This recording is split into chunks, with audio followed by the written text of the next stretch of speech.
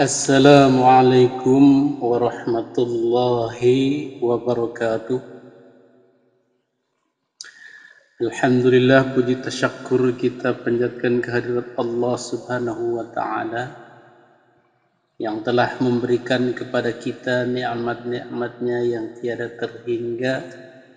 Salah satu di antaranya adalah nikmat iman wal Islam, juga nikmat kesehatan sehingga kita bisa bersama-sama hadir belajar ilmu seni baca Al-Quran.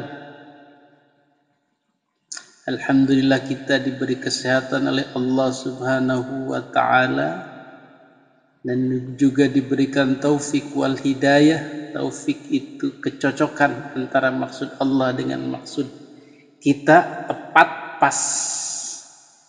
Kita pengen belajar Al-Quran, Allah pengen kita belajar Al-Quran, kita belajar Al-Quran. Itulah disebut taufik, hidayah, petunjuk dari Allah Subhanahu wa ta'ala. Jadi kita belajar Al-Quran ini, seni Al-Quran ini adalah bukan yang pokoknya. Jadi yang pokok itu adalah belajar tajwidnya. Yang pokok lagi adalah belajar kandungan Al-Qurannya, tafsirnya. Yang pokok lagi, penting lagi adalah mengamalkannya. Jadi tahapannya begitu. Dengan asumsi kita sudah bisa belajar tajwid, sudah bisa membaca Al-Quran dengan lumayan, maka tidak ada salahnya kita menghiasi bacaan Al-Quran kita ini dengan suara yang indah. Zayyinul Quran bi aswatikum, kata Rasulullah, hiasilah Al-Quran itu dengan suara-suara kamu yang merdu. Jadi kalau kita membawakan Al-Quran dengan suara yang merdu, suara yang terdengar indah, maka akan ada pengaruh atau akan ada kesan yang mendalam. Sebagaimana seni-seni yang lain, syair-syair yang dibawakan dengan lagu akan masuk dengan mendalam, dengan terkesan. Jadi pada intinya kita belajar lagu ini adalah untuk menghiasi, untuk memperindah. Jadi lagu-lagunya yang akan kita pelajari itu lagu-lagu standar atau default yang sudah cocok dengan Al-Quran, langgamnya. Jadi kalau kita membawakan Al-Quran dengan langgam yang merdu, insya Allah lebih indah. Jadi pada intinya kita belajar menyanyi sama dengan belajar menyanyi. Jadi kalau kita mau bacaan Al-Quran kita indah, maka kita harus punya nada-nada. Nah, nada-nada ini nanti akan dihafalkan. Maka dibuatlah tausih-tausihnya atau syair-syair, kemudian si syair itu dihafalkan, nadanya, naik turunnya, kemudian setelah hafal barulah ditransfer atau dipasangkan atau diterapkan pada ayat-ayat Al-Quran. Sama seperti kita belajar lagu biasa kita. Sekuntum mawar merah, bunga pemberian darimu. Nah, itu kan nada dangdut. Sekuntum mawar merah, bunga pemberian darimu. Dibuat lagunya Seperti itu. Sekuntum mawar merah. Kan ada naik turunnya. Bunga pemberian darimu. Nah, itu disebut tausih dalam belajar nada Al-Quran. Maka ketika kita akan menerapkan dengan syair yang lain, maka akan pas karena kita sudah hafal. Contoh misalnya nada tadi itu diterapkan ke sini. Para pembaca sekalian, baiklah kita mulai saja pelajaran kita pada kesempatan ini. Seperti itu. Sekuntum mawar merah, bunga pemberian darimu. Tiap ku lihat, ku mengerti apa maksudmu. Ya kan? Nah, seperti itulah cara kita belajar nada Al-Quran. Jadi lagu-lagu yang akan kita hafal, yang akan kita rekam dalam memori dengan syair yang sudah dibawakan nanti, itu kemudian akan diterapkan ke dalam ayat. Nah, penerapan lagu ke dalam ayat ini kan bisa kita modifikasi lagi. Seperti tadi saya nyanyikan, tiap kulihat. Nah, misalnya pada mulai saja pelajaran kita pada kesempatan ini, padahal panjang, tapi kan kita dengan nada yang ada kita masih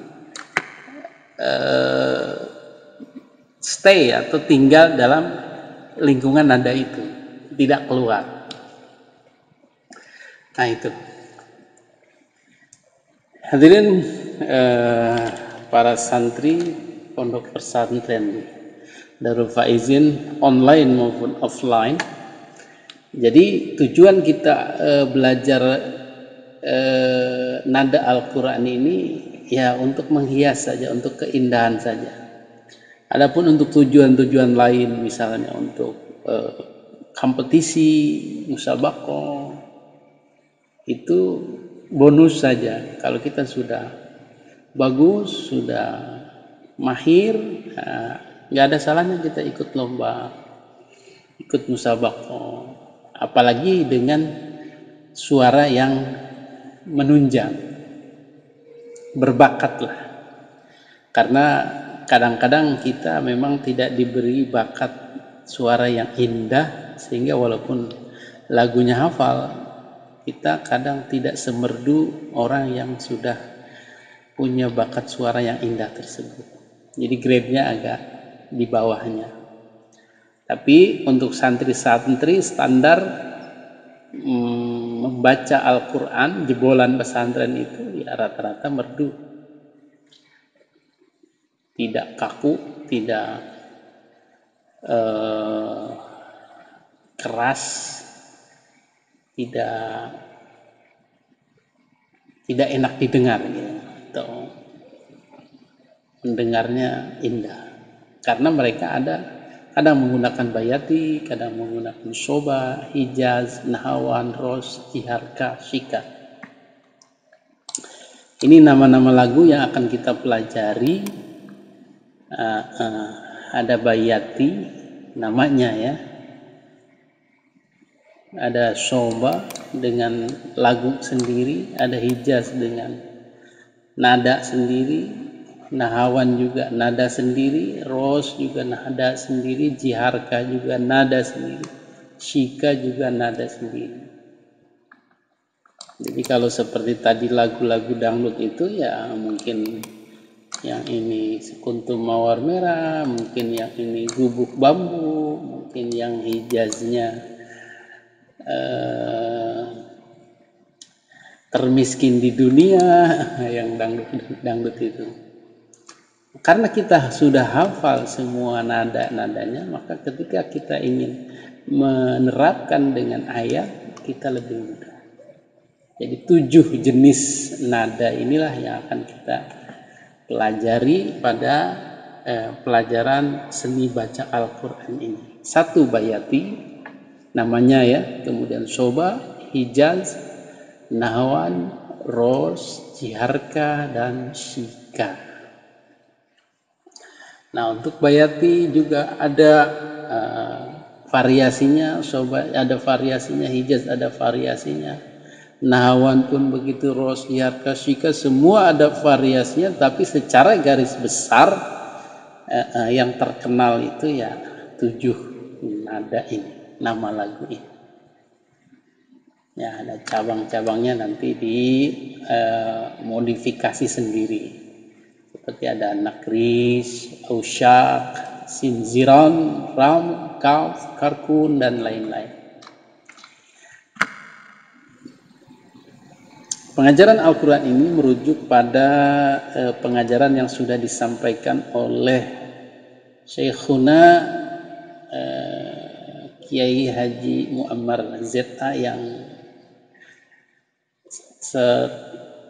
setenar ketika tahun 90-an ya, ketika saya masih muda, dan sekarang pun beliau masih bagus suaranya, paling panjang, paling merdu, wah tiada lawan. Makanya beliau sempat mengajarkan lagu ini lewat waktu itu kaset. Nah, kita sampaikan kembali ilmu beliau ini kepada generasi muda.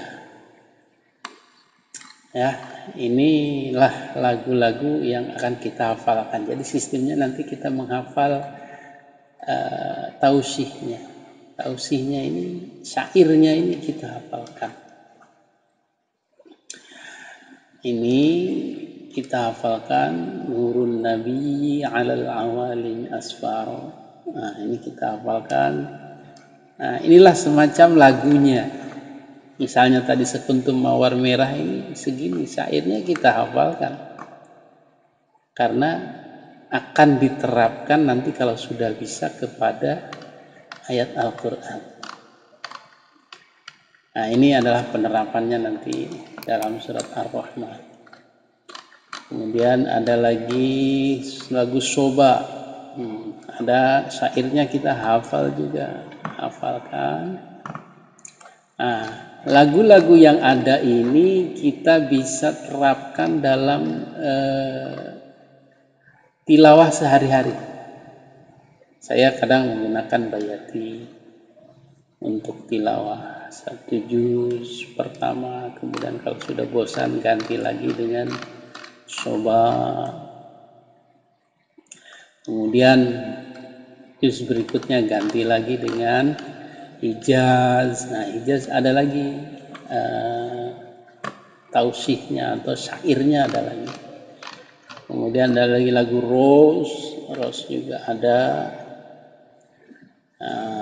ros, kemudian ada tausihnya ros, kemudian ada shika, jiharka, kemudian nahawa.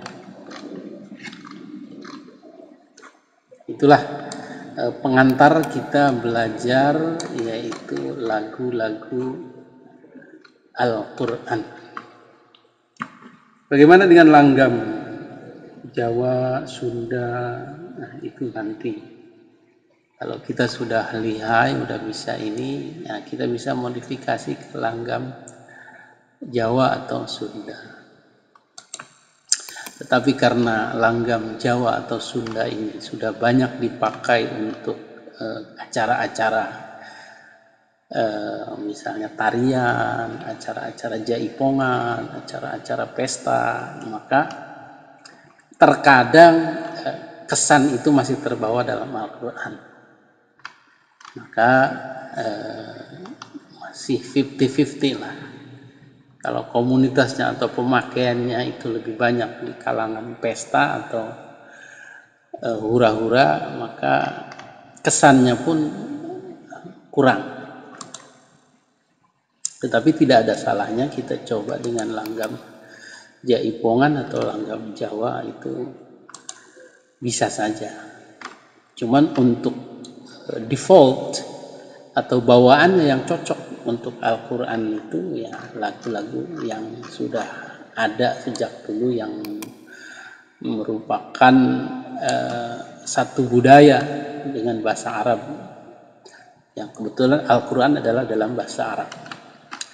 Begitu mungkin untuk pengantar pada pelajaran seni baca Al-Quran atau Qori ini. Mudah-mudahan Anda bisa tekun untuk mengikuti seri-seri berikutnya, pelajaran-pelajaran berikutnya yang sederhana ini. Biarpun sederhana, tapi kalau kita tekun, insya Allah pengajarnya pun sederhana, medianya pun sederhana. Tapi kalau kita ada niat, ada kerajinan, insya Allah. Perlu diketahui bahwa pelajaran seperti ini harus sering-sering berlatih, harus sering-sering mengolah suara, harus sering-sering melakukan vibrasi, narik lah istilahnya, narik-tarik suara. Harus mau teriak, harus mau kencang, harus mau, jangan malu-malu. Usahakan di tempat yang sepi atau jauh dari orang-orang. Yang paling enak adalah di pondok, di kobong, di kamar. Zaman saya dulu di masjid ya, di masjid atau di kobong. Itu semua menarik atau semua teriak, semua malam Jumat biasanya semua mengeluarkan suaranya masing-masing sehingga ramai gitu, jadi tidak merasa malu. Demikian mungkin untuk pengenalan kali ini. Mudah-mudahan kita bisa cepat menyerap pada pertemuan berikutnya. Demikian. Assalamualaikum warahmatullahi wabarakatuh.